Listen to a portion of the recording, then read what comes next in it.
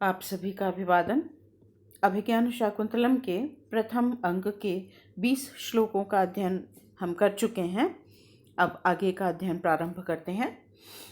राजा दुष्यंत आश्रम स्थान पर हैं और वहाँ पर शकुंतला, प्रियंवदा और अनुसूया के साथ उपस्थित है।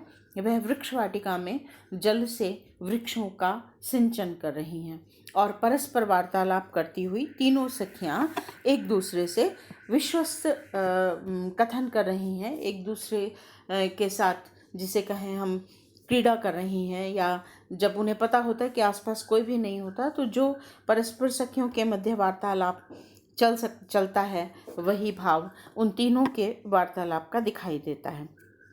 तभी नवमालिका का सिंचन करती हुई शकुंतला पर नवमालिका को छोड़कर मंडराता हुआ जो भ्रमर है वह शकुंतला के मुख की ओर आ जाता है और तब वह उसे दूर हटाने का प्रयास करती है। उसके उस भाव भंगिमा को देखकर राजा उस भ्रमर और शकुंतला की स्थिति का वर्णन करता है, जो पद्य हम पहले पढ़ चुके हैं, 20वां पद्य, चलापांगाम दृष्टिम स्पृशसि बहुशो वेप्तुमतिम। अब इसके आगे का जो वार्तालाप है या जो घटनाक्रम है उसे हम प्रारंभ करते हैं। शकुंतला कहती है, न एष दुष्टो विरमति, एष यह दुष्ट न विरमति, नहीं रुक रहा है। अनेक स्थानों पर दुष्ट के स्थान पर धृष्ट पाठ भी मिलता है। ये पाठ होते हैं, पाठ का तात्पर्य होता है अलग अलग संस्करण तैयार होते हैं और उन किसी संस्करण में जो शब्द होते हैं वो किसी में दुष्ट लिखा है, किसी में धृष्ट लिखा है, लेकिन मूलतः उनका जो भाव है वह एक ही रहता है। तो यह प्रक्रिया, इसके विषय में कभी बात करेंगे। पांडुलिपियां तैयार की जाती थी तो उनके कारण जो पाठों में भिन्नता होती थी और उन पाठों का किस तरह से संपादन किया जाता था, यह एक अलग विषय है। हम कभी फिर इस विषय में भी बात करेंगे। तो कहीं दुष्ट पाठ मिलता है, कहीं धृष्ट मिलता है, दोनों का भाव एक ही है, दुष्टता का आचरण करने वाला या ढीठता का आचरण, ढीठ आचरण करने वाला। न एष दुष्टो विरमति न एष धृष्टो विरमति, यह ढीठ भ्रमर रुक नहीं रहा है अथवा यह दुष्ट भ्रमर न विरमति, नहीं रुक रहा है। अन्यतो गमिष्यामि, अन्यतो किसी अन्य स्थान पर, गमिष्यामि चली जाऊंगी, जाती हूँ, चली जाती हूँ। पदांतरे स्थित्वा, कुछ कदम चलकर, स्थित्वा खड़े होकर, और सदृष्टि क्षेपम, फिर दृष्टि डालते हुए, किस पर, भ्रमर की ओर। कथम इतोपि आगच्छति, कथम अरे क्या, इतोपि यहाँ पर भी आगच्छति, आ रहा है, क्या यह यहाँ भी आ रहा है। हला सखी परित्रायेथाम माम अनेन दुर्विनीतेन दुष्ट मधुकरेण परिभूयमानाम। सखियों, हे सखी, माम मुझे, अनेन इस, दुर्विनीतेन दुष्टता का आचरण करने वाले, दुष्ट मधुकरेण अत्यंत दुष्ट मधुकर से, भ्रमर से, परिभूयमानाम पीड़ित होती हुई माम मुझे, परित्रायेथाम रक्षा करो, मेरी रक्षा करो। हला हे सखी, अनेन दुर्विनीतेन इस दुर्विनीत अविनयी दुष्ट मधुकरेण दुष्ट भ्रमर के द्वारा, परिभूयमानाम पीड़ित की जाती हुई, माम मेरी, परित्रायेथाम रक्षा करो। अब यहाँ देखिए मधुकर के विशेषण हैं, इसलिए तीनों में तृतीया विभक्ति का प्रयोग है। अनेन, दुर्विनीतेन, दोनों में द्वितीय का प्रयोग है। और दुष्ट मधुकरेण, तो दुष्टेन मधुकरेण, अगर हम इन को भी अलग अलग कर दें तो यहाँ तीनों जो विशेषण है उन तीनों में वही विभक्ति लगी है जो विशेष्य में लगती है। तो मधुकर विशेष्य है और अनेन, दुर्विनीतेन, दुष्टेन ये सब इसके विशेषण हैं, इसलिए इन सब में तृतीया का प्रयोग किया गया है। उभे, अब दोनों सखियां सस्मितम, मुस्कुराकर कहती हैं कि आवाम परित्रातुम, आवाम हम दोनों, परित्रातुम रक्षा करने के लिए, के कौन है, हम दोनों रक्षा करने वाली कौन है। दुष्यंतम आक्रंद, दुष्यंत को आक्रंद पुकारो, दुष्यंत को बुलाओ, दुष्यंत को आमंत्रित करो। क्यों, राज रक्षितव्यानि तपोवनानि नाम, क्योंकि तपोवनानि नाम जो तपोवन हैं वे तो राज रक्षितव्यानि, राज रक्षणीय होते हैं, नाम। यही प्रसिद्ध है कि तपोवन राज रक्षितव्यानि, राजाओं के द्वारा रक्षित होते हैं, ऐसा ही प्रसिद्ध है। अब यहाँ दुष्यंत कहाँ से आ गया उनके वार्तालाप के मध्य? तो वस्तुतः वे जिस प्रदेश में जिस स्थान पर रह रही हैं वहाँ पर जो तपोवन राजा दुष्यंत के जो राज्य है उस राज्य के अंतर्गत स्थित है, और जो तपोवन है उनकी रक्षा का भार भी मूलतः राजाओं पर ही हुआ करता था, और दुष्यंत उस राज्य का शासक था। इसलिए वे दोनों उसे छेड़ती हुई कह रही हैं, दुष्यंतमाक्रंत, दुष्यंत को बुलाओ। क्यों? क्योंकि तपोवन जो हैं वे तो राज रक्षितव्य होते हैं। यही प्रसिद्धि है कि राजाओं के द्वारा रक्षणीय होते हैं। राजा, अब जैसे ही दुष्यंत का नाम आता है राजा के अंदर उत्साह जाग गया है। क्या कहता है?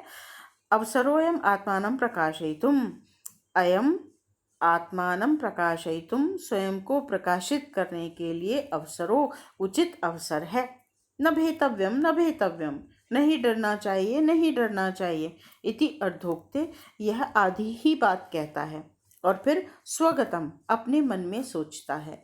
ये एक नाट्य निर्देश है। स्वगतम और प्रकाशम ये आपको सर्वत्र मिलेगा। जहाँ कहीं भी पात्र केवल स्वयं के मन में कुछ चिंतन करता है, सोचता है, तो उसे स्वगतम के रूप में कहा जाता है।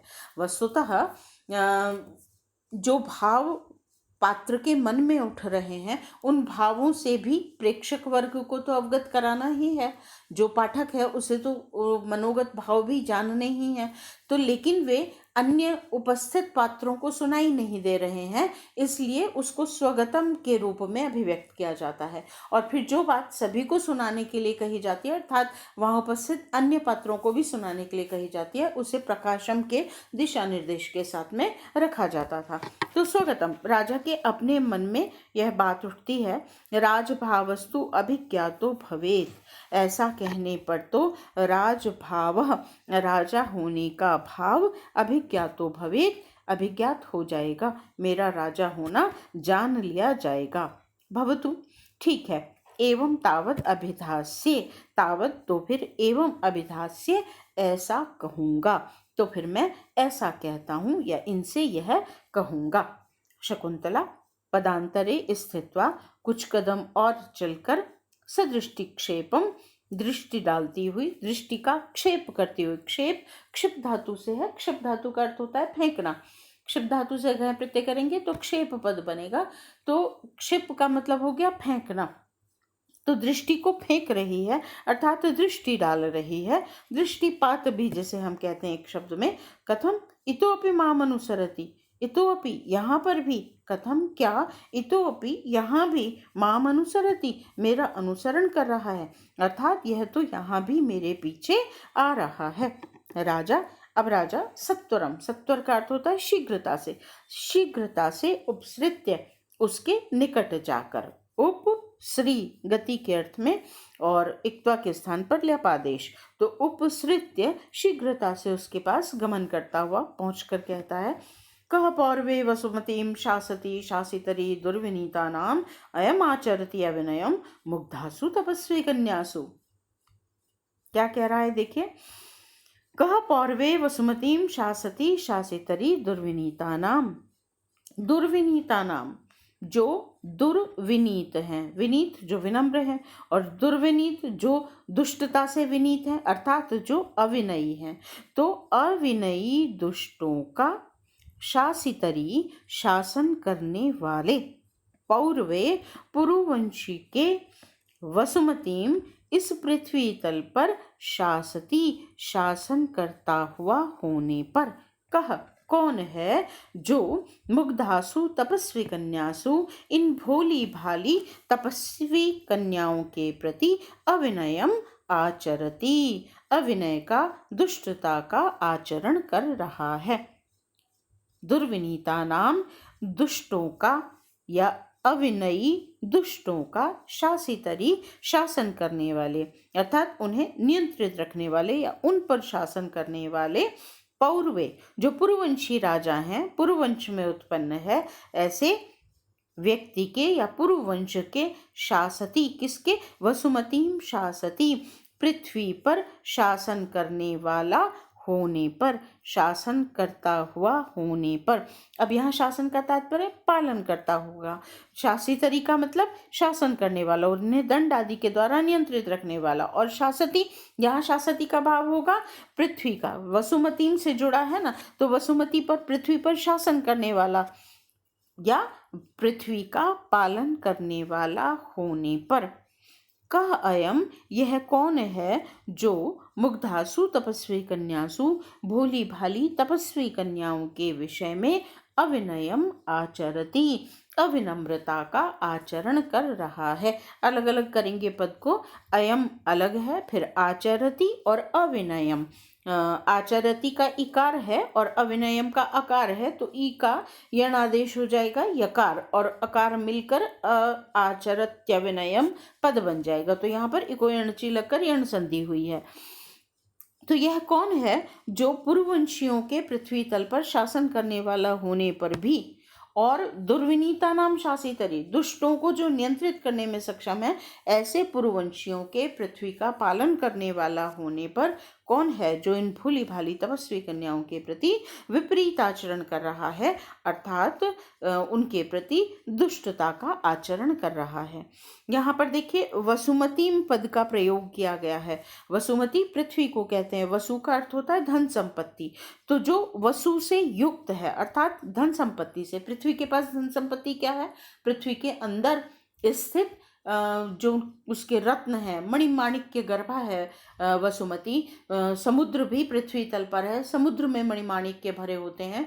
पृथ्वी के तल के नीचे मणिमाणिक्य भरे हुए हैं, खानों से जिन्हें हम निकालते हैं। तो और इसके अतिरिक्त धरती हमें अन्न देती है, जल देती है, तो ये सब वस्तुतः धन है पृथ्वी के।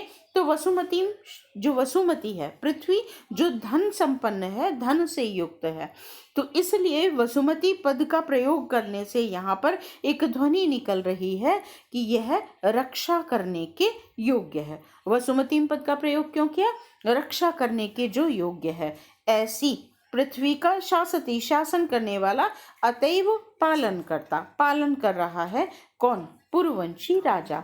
और दो शब्द वस्तुतः यहाँ प्रयुक्त हैं। दुर्विनीता नाम शासितरी, दुष्टों का शासन करने वाला, और वसुमतीम शासती, पृथ्वी तल पर शासन करता हुआ होने पर। तो पृथ्वी तल का तात्पर्य पालन करता, पृथ्वी से पालनकर्ता का भाव स्पष्ट हुआ, और दुर्विनीता नाम से शासन करने का भाव। तो ऐसे पूर्ववंशी के उपस्थित होने पर या शासन करने वाला होने पर भी कौन है जो भोली भाली तपस्वी कन्याओं के प्रति विपरीत आचरण कर रहा है, अर्थात उनके प्रति अविनय का, अविनम्रता का आचरण कर रहा है। यहाँ पर देखिए व्याकरणात्मक टिप्पणी देखिए। शासितरी, शास है, उससे त्रिच प्रत्यय, शास से त्रिच प्रत्यय, कर्ता के अर्थ में त्रिच का प्रयोग होता है, और शासन करने वाला, शासन करने वाला होने पर सप्तमी विभक्ति का रूप बनता है। शासती, यह भी सप्तमी विभक्ति का रूप है। यस्य च भावेन सूत्र से यहाँ पर सप्तमी का प्रयोग किया गया है। पौर्वे, पौर्वे शब्द पद का प्रयोग हुआ है। पुरोह गोत्रापत्यम पुमान, जो पुरु के गोत्र का अपत्य है, पुरु के वंश में जो उत्पन्न है। तो यहाँ पुरु से अण प्रत्यय करेंगे और तब पौरव बनेगा, और उसका सप्तमी विभक्ति का रूप होगा पौरवे। अलंकार देखें यहाँ पर, तो अप्रस्तुत प्रशंसा अलंकार का प्रयोग किया गया है। अप्रस्तुत प्रशंसा अलंकार कहाँ होता है?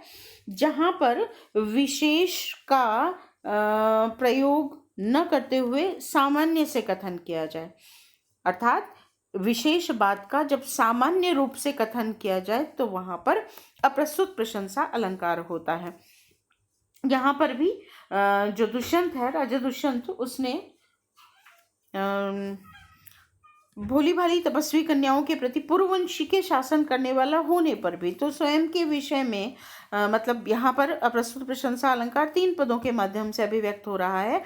पहला पद है भ्रमरः, 3 यहाँ पर भाव हैं, भ्रमरः और दुष्यंत और शकुंतला, ये 3 है। इन तीनों का नाम, तो जो कहा गया कि कह अयम, यह कौन है, तो भ्रमर के लिए भ्रमर पद का प्रयोग न करके कोयम पद का प्रयोग किया गया। भ्रमर पद का प्रयोग करता तो विशेष का कथन होता, सामान्य जो उपस्थित है सामने उसका कथन होता, लेकिन यहाँ कहा कोयम, सामान्य रूप से कथित।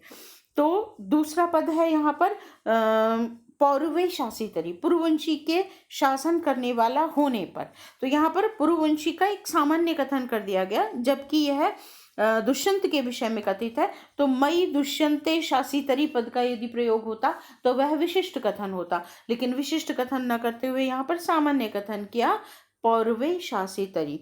इसी तरह से शकुंतला के लिए मुग्धासु तपस्वी कन्यासु का प्रयोग किया गया, तीनों के लिए मुग्धासु तपस्वी कन्यासु, जबकि वह शकुंतला को भयभीत कर रहा था, तो शकुंतला का भी नाम लेकर प्रयोग किया जा सकता था। तो उस स्थिति में वह विशेष कथन होता, लेकिन वह भी विशेष कथन न करते हुए मुग्धासु तपस्वी कन्यासु, यह भी सामान्य कथन किया। तो सर्वत्र विशेष के स्थान पर सामान्य कथन किया, इसलिए अप्रस्तुत प्रशंसा अलंकार है यहाँ पर, और साथ में अनुप्रास अलंकार का प्रयोग किया गया है।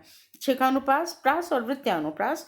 अनुप्रास के भी बहुत सारे भेद हैं। यदि आप में उत्सुकता है, जिज्ञासा है, तो आप अलंकारों के क्या कहते हैं, अलंकार सर्वस्व, क्षमा कीजिए, अलंकारों की जो पुस्तक आती है, या काव्य प्रकाश जो है, उस काव्य प्रकाश के जो अलंकार वाले भाग हैं, या किसी भी शास्त्रीय पुस्तक में जहाँ अलंकार दिए हुए हैं, उनके लक्षण समुदाय का आप अध्ययन करके छेकानुप्रास, वृत्त्यानुप्रास, श्रुत्यानुप्रास और अनुप्रास के जो विभिन्न भेद हैं उन्हें जान सकते हैं। लेकिन सामान्यतः अनुप्रास भी लिखेंगे तो होता है, पूरा हो जाता है उसका लिखना अलंकार का। और छंद यहाँ पर आर्या जाति छंद का प्रयोग किया है, जो हम पूर्व में पढ़ चुके हैं।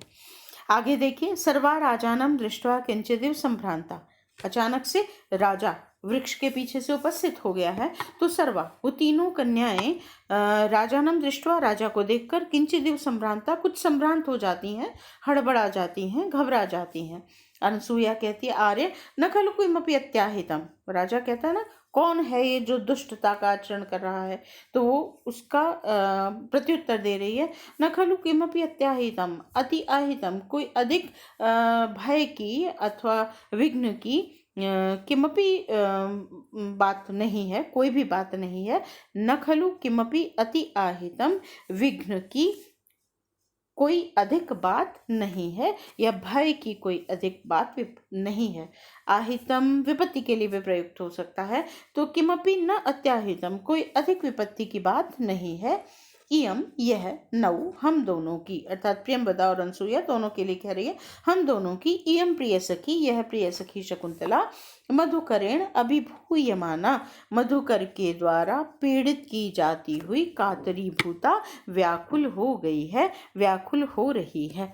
इति, ऐसा कहकर शकुंतलाम दर्शयति, शकुंतला को दिखाती है, संकेतित करती है कि यह हमारी प्रिय सखी पीड़ित हो रही है, व्याकुल हो रही है। राजा शकुंतला अभिमुखो भूत्वा, शकुंतला की ओर मुख करके या उसके सम्मुख उपस्थित होकर कहता है, अपि तपो वर्धते, क्या आपका तप बढ़ रहा है? कैसे, जब हम किसी से मिलते हैं आजकल तो पूछते हैं ना, और क्या हालचाल है, कैसे हैं, बताएं। हाँ, या किसी से भी जो सामान्यतः अंग्रेजी में वार्तालाप करते हुए हाउ डू यू डू जो बात कही जाती है, वही भाव यहाँ पर संस्कृत में कहा। तपोवर्धते भाव क्यों कहा? क्योंकि वह धर्मारण्य में है, तपोवन में है, और शकुंतला तपस्वी कन्या है, तो उससे हाल चाल कैसे पूछा जाएगा, उसका यही भाव है। अपि तपोवर्धते, क्या आपका तप बढ़ रहा है? मैंने पहले भी बताया था, अपि का वाक्य में प्रथम प्रयोग उसे प्रश्नवाचक बना देता है। तो वर्धते, बढ़ रहा है, तप, तप, क्या आपका तप बढ़ रहा है? शकुंतला साध्वसाद वचना तिष्ठति, साध्वसाद, लज्जा और भय अथवा भय मिश्रित लज्जा, लज्जा अथवा भय के कारण अवचना तिष्ठति, बिना कुछ कहे ही मौन खड़ी रहती है। अनुसूया इदानीम अतिथि विशेष लाभेन, अनुसूया ही उसका प्रत्युत्तर दे रही है, इदानीम, अब इस समय, अतिथि विशेष लाभेन, आप जैसे अतिथि के कारण, विशेष लाभेन, विशेष लाभ से बढ़ रहा है। तपोवर्धते, अब इस समय ज्यादा बढ़ रहा है, अधिक बढ़ रहा है, यह भाव अनुसूया ने कहा। हला सखी शकुंतले गच्छोटजम, कुटिया में जाओ। उटज कहते हैं कुटिया को, पर्णकुटी या कुटिया। गच्छ, जाओ, लोट लकार का रूप है। गच्छ उटजम, कुटिया में जाओ। फल मिश्रम अर्घ्यम उपहर, फल से मिश्रित अर्घ्य को उपहर ले आओ। इदम पादोदकम भविष्यति, और यह इदम यह पादोदकम पैरों के लिए उदक, पैरों के लिए जल, भविष्यति हो जाएगा। अब यहाँ पर देखिए हमारी जो परंपरा है, रीति है या संस्कृति है, उसका यहाँ परिचय मिलता है। प्रारंभ से ही कोई भी अतिथि यदि आता है तो उस काल में विशेष रूप से जब वाहन आदि नहीं थे और अधिकांशतः लोगों को पैदल ही चलकर आना होता था, या बैलगाड़ी जैसे माध्यमों से, साधनों से, या रथ जैसे साधनों से, तो वो थकान भरा होता था, परिश्रम उसमें होता था। यद्यपि आज भी आप सफ़र करके जाएंगे तो थकान होती ही है। तो उस स्थिति में सबसे पहले आगंतुक अतिथि के पैरों को धुलवाया जाता था, हाथ पैर और मुंह उसके धुलवाए जाते थे। इसके लिए आपने देखा होगा पुराने जो मकान होते हैं उन मकानों में एक मुख्य प्रवेश द्वार होता है, उसके निकट एक चबूतरा बना होता है जिसके ऊपर पानी की बाल्टी रखी होती थी। वो विशेषता इसीलिए होती थी कि अतिथि कोई भी आए तो वह अपना हाथ मुंह और पैर धोए। दो लाभ थे इसके।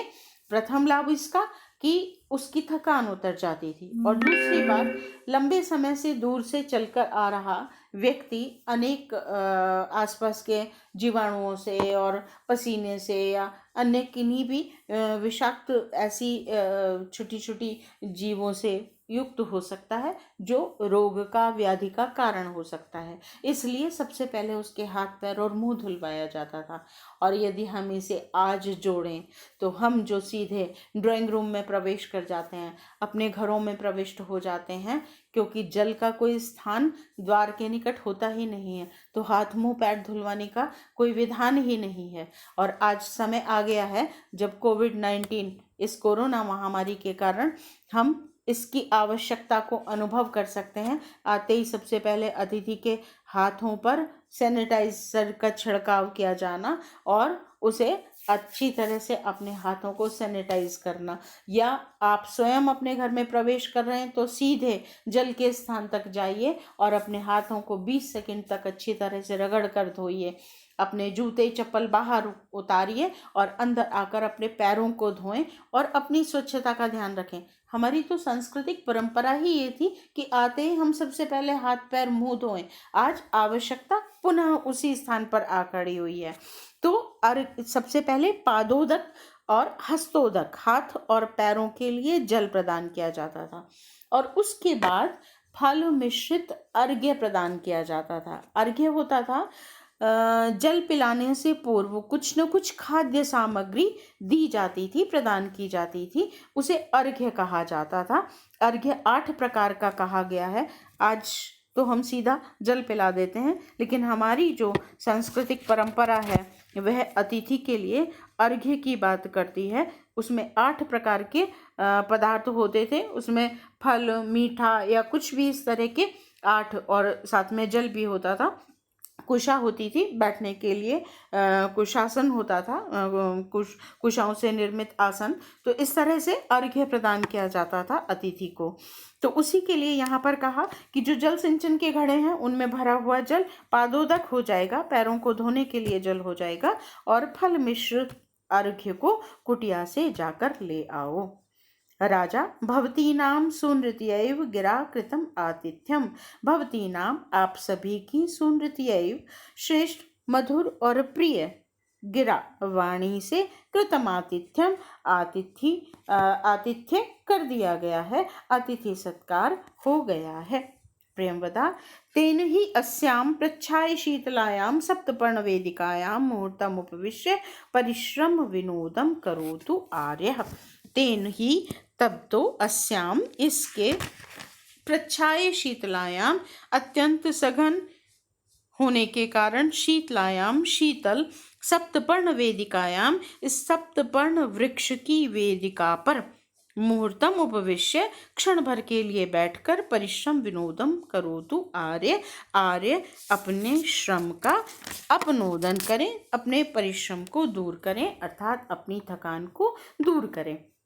सप्तपर्ण वृक्ष की छाया में आज भी हमारे ग्राम्य स्थानों पर ये देखने को मिलेगा। बड़े बड़े जो वट वृक्ष होते हैं या सप्तपर्ण आदि के वृक्ष होते हैं, उसके चारों तरफ एक पक्का चबूतरा बना दिया जाता है, जिस पर बैठकर ग्रामीण लोग जो हैं वे अपना बातचीत करते हैं, अपना मनोरंजन करते हैं। शाम के समय बच्चे उसके आसपास खेलते हैं। तो वहाँ अरण्य स्थान में, तपोवन में भी उन्होंने ऐसे बड़े बड़े वृक्षों के नीचे ऐसी वेदिकाएं बनाई हुई थी। उसी पर बैठने के लिए कहती है कि सप्तपर्ण वृक्ष की इस वेदिका पर आप कुछ समय के लिए बैठें। और क्यों बैठें? क्योंकि प्रच्छाय शीतलायाम, अत्यंत सघन वृक्ष है, इसके कारण अत्यंत शीतल है वह सप्तपर्ण का जो वृक्ष का वेदिका स्थान है, इसलिए वहां पर बैठें और क्षण भर के लिए बैठकर अपने परिश्रम को दूर करें। राजा नूनम यूयम अपि अनेन कर्मणा परिश्रांताः, यूयम अपि बहुवचन का प्रयोग है। आप सब भी अनेन कर्मणा, इस कर्म से अर्थात इस जल सिंचन के कर्म से, परिश्रांताः थक गई होंगी, परिश्रम से युक्त हो गई होंगी। अनुसूया हला शकुंतले, सखी शकुंतला, उचितम न पर्युपासनम अतिथिनाम, अतिथिनाम अतिथियों के निकट, राजा तो अकेला ही है लेकिन बहुवचन का प्रयोग आदर सूचक, तो अतिथि नाम अतिथि के निकट, पर्युपासनम परि उपासनम परि चारों ओर, और उपासनम निकट बैठना, अर्थात अतिथि के निकट बैठना, न किसका, हम सभी का, उचितम उचित है। अत्र उपविशामः, तो यहाँ पर उपविशामः हम सब बैठ जाते हैं। लट लकार का उपविशामः उत्तम पुरुष का बहुवचन का रूप है। उपविशामः हम सभी यहाँ पर बैठती हैं। सर्व उपविशन्ति, सभी बैठ जाती हैं, सभी बैठ जाते हैं। राजा सहित तीनों स्त्री पात्र जो हैं वो बैठ जाते हैं। शकुंतला आत्मगतम, अब अपने मन में सोच रही है शकुंतला। मन के भावों को यहाँ अभिव्यक्त किया गया है शकुंतला के द्वारा। किम्नु खलु इमं प्रेक्ष्य तपोवन विरोधिनो विकारस्य गमनीयास्मि संवृत्ता, किम्नु खलु इमं प्रेक्ष्य, इमं इस अतिथि को प्रेक्ष्य देखकर, किम्नु खलु क्यों, क्यों निश्चित रूप से मन में जिज्ञासा है, ऐसा क्यों हो रहा है कि मैं तपोवन विरोधिनः विकारस्य, तपोवन के विरोधी विकार को, गमनीया संवृत्ता अस्मि, विकार के निकट पहुंच रही हूँ, या विकार को प्राप्त हो रही हूँ, या तपोवन के विरोधी जो भाव हैं, विकार हैं, उनके योग्य पात्र बन रही हूँ, अर्थात तपोवन के विरोधी भावों को मैं क्यों अपने मन में, अपने अंदर अनुभव कर रही हूँ। राजा सर्वाविलोक्य, सभी की ओर देखकर, अहो समवयो रूप रमणीयम भवती नाम सौहार्द्रम, अरे भवती नाम आप सभी का, सौहार्द्रम सौहार्द्र जो है वह, समवयः रूप रमणीयम समान आयु और रूप से रमणीय है। तीनों ही जो कन्याएं हैं वे लगभग समान आयु की हैं और समान जैसे दिखती हैं, एक जैसी दिख रही हैं। तो वही बात राजा ने यहाँ अपने भाव में कही। इसे हम ये भी कह सकते हैं बातचीत को आगे बढ़ाना कि समवयः रूप रमणीयम भवती नाम सौहार्द्रम, भवती नाम आप सभी का सौहार्द्र जो है, आप सभी का जो प्रेम भाव है वह समान आयु और समान रूप वाला होने के कारण अत्यंत रमणीय है।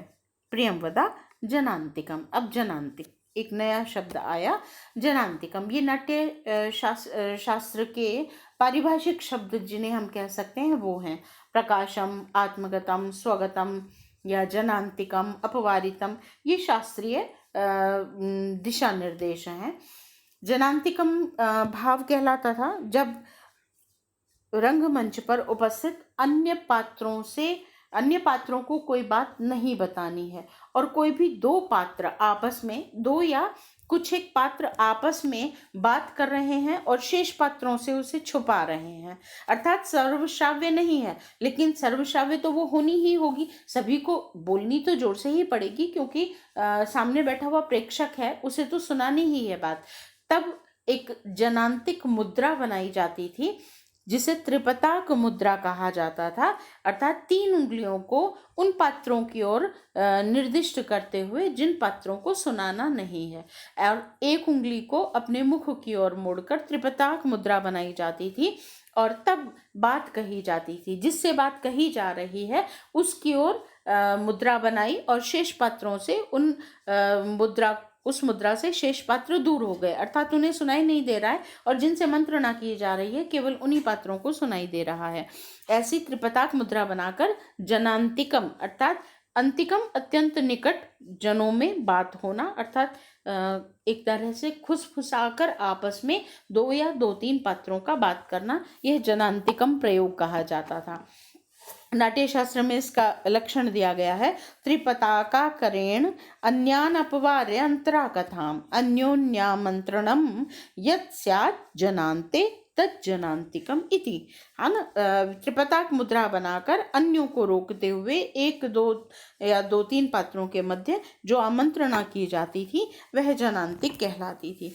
तो जनांतिक मुद्रा बनाते हुए प्रियंवदा अनुसूया दोनों आपस में बातचीत कर रही हैं। प्रियंवदा कहती है अनुसूये, सखी अनुसूया, कोनु खलु एष, यह कौन है जो चतुर गंभीर आकृतिर मधुरम प्रेम आलापन प्रभाववानी लक्ष्यते, अत्यंत चतुर और गंभीर आकृति वाला और मधुरम प्रियम आलापन, मधुरता पूर्वक और प्रिय आलापन वार्तालाप करता हुआ प्रभाववानिव लक्ष्यते, प्रभाववान सा दिखाई दे रहा है, अत्यंत प्रभावशाली प्रतीत हो रहा है।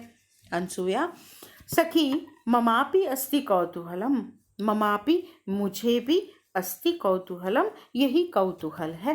पृच्छामि तावदेनम, तो तावद तो फिर एनम पृच्छामि, इससे ही पूछते हैं, अर्थात इन अतिथि से ही पूछते हैं। दोनों सखियां आपस में बात कर रही हैं कि कौन है ये जो ऐसा प्रिय वार्तालाप कर रहा है। तो अनसूया कहती है मुझे भी यह प्रतीत हो रहा है, तो चलो इन्हीं से पूछते हैं। अब प्रकाशम, तब जनांतिक था, अब प्रकाशम अर्थात सभी के लिए जो श्राव्य है उस बात को कहती है। आर्य से मधुर आलाप जनितो विश्रम्भो, आर्य का मधुर आलाप से उत्पन्न विश्रम्भो विश्वास माम मंत्रयते, मुझे मंत्रित कर रहा है, अर्थात कुछ पूछने के लिए प्रेरित कर रहा है। प्रेरणार्थक निच प्रक्रिया होती है, ई का यकार हो जाता है। मंत्रयते मुझे प्रेरणा दे रहा है, किस विषय में, कुछ पूछने के लिए प्रेरणा दे रहा है। क्या पूछना है, कथम आर्येण राजर्षेर वंशो अलंक्रियते, आर्येण आप आर्य के द्वारा, कथम राजर्षे वंशो किन श्रेष्ठ राजर्षि के वंश को अलंक्रियते अलंकृत किया जाता है। कितना सुंदर प्रश्न है। आप कौन हैं उसको कितने अच्छे तरीके से अनसूया ने पूछा। आर्य के द्वारा कथम राजर्षि वंशो अलंकृयते, किस राजर्षि के वंश को अलंकृत किया जाता है, अर्थात आप कौन हैं, नाम और वंश का परिचय। कथमो वा विरह पर्युत्सुक जनः कृतो देशः, वा अथवा कथमो देशः, कौन से देश को, विरह देश के जो वासी हैं उनको, विरह पर्युत्सुक जनः कृतः, विरह से आपने अपने वियोग से उत्सुक किया है, व्याकुल किया है, अर्थात किस देश के निवासी हैं। कथमो वा विरह पर्युत्सुक जनः कृतो देशः, अथवा वा अथवा कथमः जनः, किस स्थान के लोगों को या किस देश के लोगों को विरह पर्युत्सुकः कृतः, आपने अपने वियोग से उत्सुक किया है, व्याकुल किया है। किम निमित्तं वा सुकुमारतरोऽपि तपोवन गमन परिश्रमस्य आत्मा पदम उपनीतः, किम निमित्तं वा अथवा किस कारण से, सुकुमार तरोपि अत्यंत सुकुमार होने पर भी, तपोवन गमन परिश्रमस्य तपोवन में आगमन के परिश्रम को आपने स्वयं को दिया है, प्रदान किया है, या परिश्रम का स्थान बनाया है स्वयं को। अथवा किम निमित्तम, किस कारण से, सुकुमार तरोपि, अत्यंत सुकुमार होने पर भी, तपोवन गमन परिश्रमस्य आत्मा पदम उपनीतः, स्वयं को तपोवन में आगमन के परिश्रम से युक्त या परिश्रम का स्थान बनाया है आपने स्वयं को। अर्थात आप किस उद्देश्य से यहाँ तपोवन में आए हैं, कौन है, किस देश के हैं, अथवा यहाँ पर आने का क्या कारण है।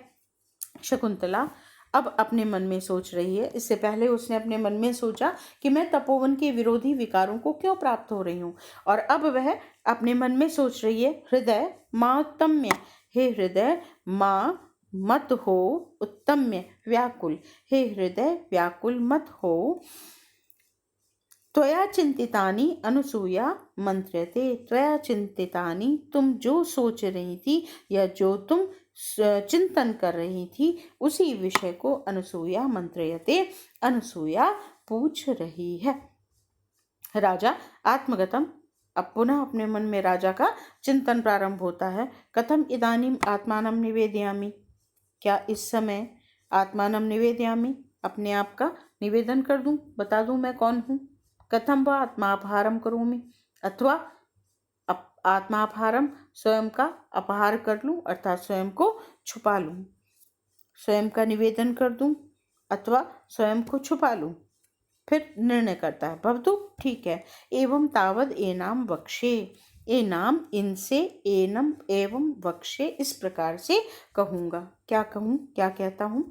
प्रकाशम कहता है, भवती, यह पौरवेण, भवती आदर सूचक संबोधन है, हे कल्याणी, यह पौरवेण राज्ञा धर्माधिकारे नियुक्तः, पौरवेण राज्ञा पूर्ववंशी राजा के द्वारा यह धर्माधिकारे नियुक्तः, जिसे धर्माधिकार में नियुक्त किया गया है, सो अहम, वह मैं, अविघ्न क्रियोपलम्भाय, विघ्नों से रहित तपो क्रियाओं को जानने के लिए धर्मारण्यम इदम आयातः, इदम धर्मारण्यम, इस धर्मारण्य में, इस तपोवन में आयातः आया हूँ।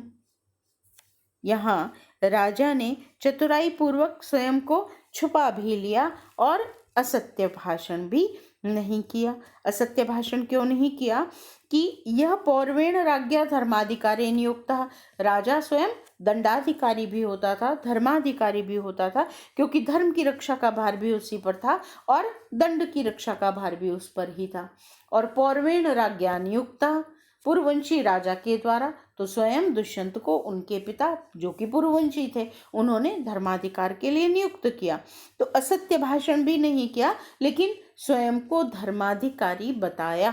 अब सामने जो पात्र हैं उनकी समझ पर निर्भर है कि वे उसे धर्माधिकारी मानते हैं अथवा दुष्यंत मानते हैं। तो उसने असत्य भाषण भी नहीं किया, किंतु अपना पूर्ण परिचय भी नहीं दिया, नामशः परिचय नहीं दिया। भवती, हे कल्याणी, यह पौरवेण राज्ञा जो पूर्ववंशी राजा के द्वारा धर्माधिकारी नियुक्त, धर्माधिकार में नियुक्त किया गया है, ऐसा सो अहम, वह मैं, अविघ्न क्रियोपलम्भाय, आश्रमों में क्रियाएं निर्विघ्न चल रही हैं, यह जानने के लिए इदम धर्मारण्यम आयातः, इस धर्मारण्य में आया हूँ, इस तपोवन में उपस्थित हुआ हूँ। अनसुया सनाथा इदानीम धर्मचारिणः, अनसुया कहती है, इदानीम अब इस समय, आप धर्मचारी से हम सनाथा सनात हो गए हैं। जो स्वयं धर्म के विषय में जानने आया है कि सब क्रियाएं सही ढंग से चल रही हैं, तो ऐसे धर्माधिकारी के रहते हुए अब हम विशेष रूप से सनात हो गई हैं। शकुंतला श्रृंगार लज्जाम रूपयति, शकुंतला श्रृंगार लज्जा का अभिनय करती है, अर्थात ऐसे अनुभावों का प्रदर्शन कर रही है, रोमांच पुलक आदि ऐसे अनुभाव शकुंतला के अभिव्यक्त हो रहे हैं जिससे उसके श्रृंगार भाव की अभिव्यक्ति हो। सख्यौ उभयोर आकारम विदित्वा, अब सख्यौ द्विवचन का प्रयोग है, अर्थात अनसुया और प्रियंवदा, वे दोनों ही, उभयो उन दोनों के, किन दोनों के, दुष्यंत और शकुंतला के, उभयो उन दोनों के, आकारम विदित्वा आकार को देखकर, अर्थात उनके मनोभावों को जानकर, उनके अनुभावों को, रोमांच पुलक स्मित आदि जो उनके भाव हैं, परस्पर अनुभाव हैं, उन दोनों के विषय में जानकर पुनः जनांतिकम, जनांतिक की मुद्रा में बात कर रही हैं, अर्थात आपस में बात कर रही हैं।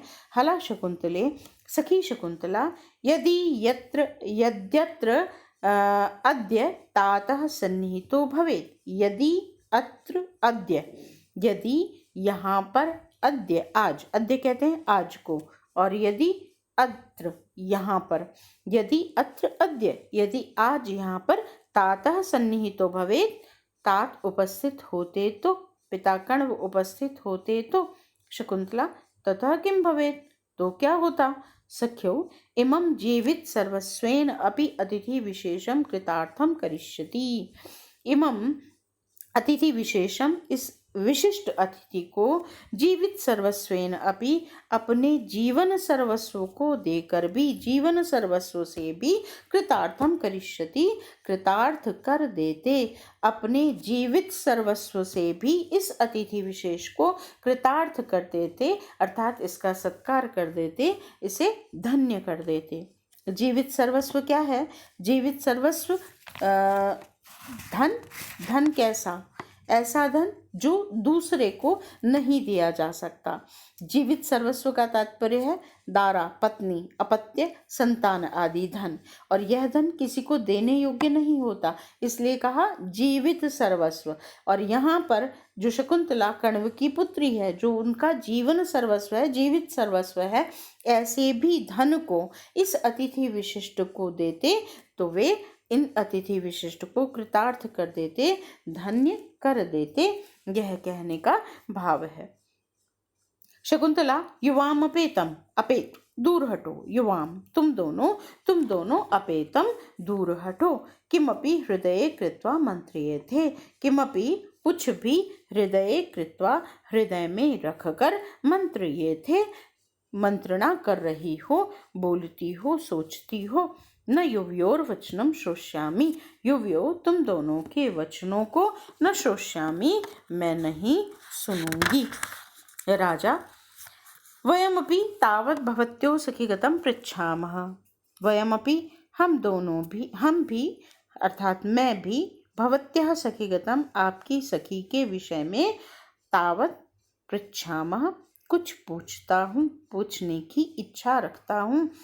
वयमपि हम भी आपकी सखी के विषय में कुछ पूछना चाहते हैं। सख्यो दोनों सखियां कहती हैं, आर्य अनुग्रह इव इयम अभ्यर्थना, इयम अभ्यर्थना यह प्रार्थना तो अनुग्रह इव अनुग्रह के समान है, अर्थात यह प्रार्थना तो हमारे लिए आपकी कृपा है। राजा भगवान काश्यपः शाश्वते ब्रह्मणि स्थित इति प्रकाशः, भगवान काश्यपः श्रेष्ठ महर्षि कण्व, भगवान कण्व शाश्वते शाश्वत रूप से ब्रह्मणि स्थित ब्रह्मचर्य में स्थित हैं, इति प्रकाशः यह तो प्रकाश ही है, प्रसिद्ध ही है, प्रकाशित है, सर्व प्रसिद्ध है, अर्थात सभी को ज्ञात है। एवं च वह सखी, और तुम दोनों की यह सखी, तद आत्मजा इति कथम एतत्, तब आत्मजा, तद आत्मजा उन ऋषि की आत्मजा है, पुत्री है, कथम एतत् यह कैसे, अर्थात यह कैसे संभव है। इयम च वह सखी, वह आप दोनों की, इयम सखी यह सखी, तद आत्मजा इति उसकी पुत्री है, अर्थात भगवान काश्यप की पुत्री है, कथम एतत् यह कैसे। अनुसूया कहती है, शृणोतु आर्य, सुनिए आर्य, अस्ति कोऽपि कौशिक इति गोत्र नामधेयो महाप्रभावो राजर्षिः, अस्ति है कोऽपि कोई, कौशिक इति गोत्र नामधेयो, कौशिक इस गोत्र नाम वाले अत्यंत प्रभावशाली राजर्षि हैं, कोई कौशिक इस गोत्र नाम वाले अत्यंत प्रभावशाली राजर्षि अस्ति राजा हैं। राजा अस्ति हैं, श्रूयते सुनता हूँ, अर्थात सुना जाता है, उनके विषय में सुनते हैं। अनसूया तम आवयो प्रिय सख्या प्रभवम अगच्छ, तम उन ऋषि कौशिक को ही, आवयो हम दोनों की, प्रिय सख्या इस प्रिय सखी का, प्रभवम अवगच्छ प्रभाव स्थान जानो, प्रभव स्थान जानो, अर्थात उत्पत्ति स्थान जानिए। उज्झितायः त्याग दिए जाने पर, छोड़ देने पर, शरीर संवर्धनादि भी शरीर का संवर्धन आदि करने से, पालन पोषण आदि करने से, तात काश्यपः अस्याः पिता, पिता कण्व इसके पिता हैं। तात कश्यप अस्याः पिता इस शकुंतला के पिता हैं। राजा उज्जित शब्देन जनितम में कौतूहलम, उज्जित इस शब्द ने त्याग दिया, छोड़ दिया, इस शब्द ने में मुझ में कौतूहलम जनितम कौतूहल उत्पन्न कर दिया है। आमूलात श्रोतुम इच्छामि, आमूलात मूल से लेकर, आ होता है पर्यंत के अर्थ में, तो मूल पर्यंत, मूल से लेकर, प्रारंभ से लेकर, आमूलात श्रोतुम इच्छामि सुनने की इच्छा रखता हूँ। आमूलात, मूलात में पंचमी विभक्ति का प्रयोग है, तो आंग के योग में पंचमी का प्रयोग होता है। आमूलात मूल से लेकर अर्थात प्रारंभ से लेकर, श्रोतुम सुनने की इच्छामि इच्छा रखता हूँ। आमूलात तकार है और श्रोतुम उसके पश्चात शकार है। कौन सा संधि नियम लगा यहाँ पर? स्तोश्चुनाश्चु सूत्र लगता है। स और तकार के योग में श और चकार का योग हो तो स और तकार के स्थान पर श और चकार आदेश हो जाता है। तो तकार है उसके साथ में शकार का योग होने के कारण जो तकार है वह चकार में परिवर्तित हो गया। तो आमूलात श्रोतुम इच्छामि। स और तवर्ग के साथ श और चवर्ग का योग हो तो सकार शकार में और तवर्ग चवर्ग में परिवर्तित हो जाता है। तवर्ग का त है इसलिए त च में परिवर्तित हो गया। आमूलात मूल से लेकर, श्रोतुम इच्छामि सुनना चाहता हूँ। शुणोतु आर्य, अनुसूया कहती है आर्य सुनिए। गौतमी तीरे, गौतमी नदी के किनारे पर पुरा पूर्व काल में तस्य राजर्षे उन राजर्षि के उग्रे तपसी वर्तमानस्य अत्यंत कठोर तप में वर्तमानस्य विद्यमान रहने पर किमपि जात शंकैर देवै, कुछ उत्पन्न हुई शंका वाले देवताओं के द्वारा मेनका नाम अप्सरा, मेनका नामक अप्सरा नियम विघ्नकारिणी प्रेषिता, नियम से विघ्न करने वाली, नियम में विघ्न करने वाली या निश्चित रूप से विघ्न उपस्थित करने वाली मेनका नाम अप्सरा प्रेषिता, मेनका नामक अप्सरा प्रेषिता प्रेषित की गई, भेजी गई। राजा अस्ति एतत् अन्य समाधि भीरुत्वम देवानाम, अस्ति एतत् यह तो है, अन्य समाधि भीरुत्वम अन्यों की समाधि से, भीरुत्वम भयभीत होना, देवानाम देवताओं का स्वभाव है। देवतागण अन्यों की समाधि से शीघ्र ही भयभीत होते हैं। अनुसूया, तो अनुसूया कहती है ततो तब वसंत उदार समये, वसंत ऋतु के अत्यंत उदार समय में, तस्या उस मेनका के उन्मादयत्री रूपम प्रेक्ष्य, अत्यंत उन्मादक रूपम सौंदर्य को प्रेक्ष्य देख कर, इति अर्धोक्ते ऐसा आधा कहकर लज्जया विरमति, लज्जा के कारण रुक जाती है। इससे पूर्व देखिए एक पद आया था भगवान काश्यप शाश्वते ब्रह्मणि स्थितः, शाश्वत रूप से ब्रह्मचर्य में स्थित हैं अर्थात नैष्ठिक ब्रह्मचारी हैं।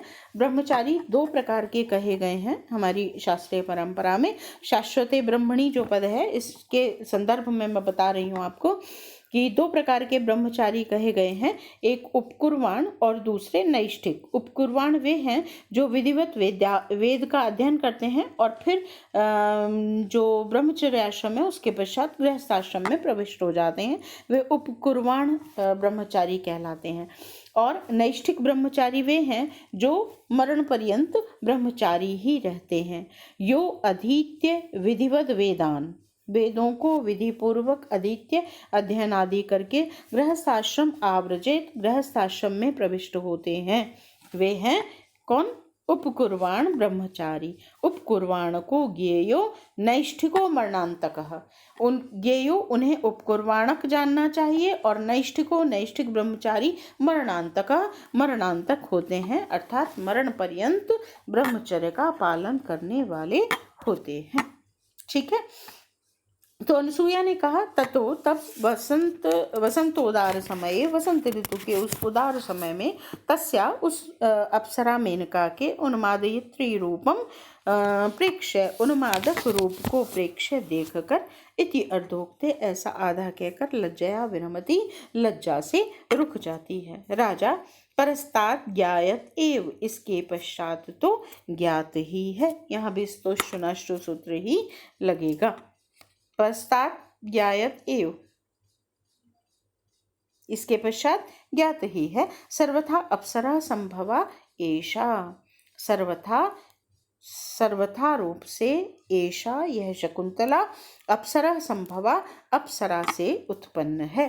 अनुसूया अथ किम और क्या, राजा उपपद्यते उचित ही है, ठीक ही है। मानुषीषु कथम वा स्यादस्य रूपस्य संभव, न प्रभातरलम ज्योतिरुदेति वसुधा तलात्। मानुषीषु मानवी स्त्रियों में, मानुषी स्त्रियों में, अस्य रूपस्य इस प्रकार का रूप, इस प्रकार के रूप की, संभव उत्पत्ति, कथम वा स्यात् कैसे हो सकती है। मानुषीषु मानुषी स्त्रियों में, अस्य रूपस्य इस प्रकार के अनिंद्य सौंदर्य की, संभव उत्पत्ति, कथम वा स्यात् कैसे हो सकती है।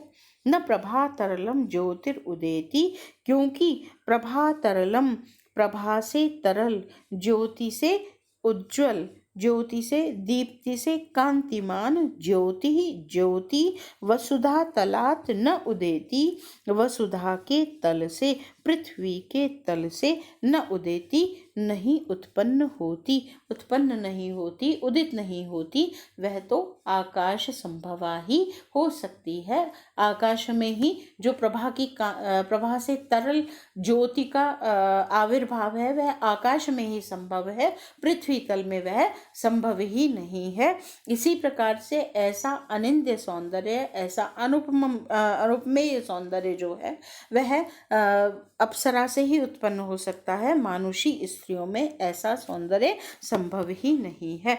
तो मानुषीषु मानुषियों में, मानुषी स्त्रियों में या मानवीय स्त्रियों में, अस्य रूपस्य संभव इस प्रकार का रूप की उत्पत्ति, कथम वा स्यात् कैसे हो सकती है। प्रभातरलम दीप्ति से उज्ज्वल, ज्योति कांति, चंद्रमा आदि की कांति, अथवा विद्युतीय आकाशीय जो विद्युत आदि है उसकी जो कांति है वह प्रभा से तरल ज्योति, वसुधा तलात् न उदेति, वसुधा के पृथ्वी के तल पर न उदेति उत्पन्न नहीं हो सकती। इसी प्रकार से मानवी स्त्रियों में ऐसे सौंदर्य की उत्पत्ति संभव नहीं है, वह तो आकाशीय सौंदर्य या अप्सरा से उत्पन्न होने पर ही हो सकती है। यहाँ पर देखिए मानुषी स्त्रियों में पृथ्वी तत्व की अधिकता होती है, इसलिए उनके सौंदर्य में पृथ्वी तत्व की अधिकता होने के कारण ये बात कही कि पृथ्वी तल से ऐसी प्रभा से तरल ज्योति उदित नहीं हो सकती।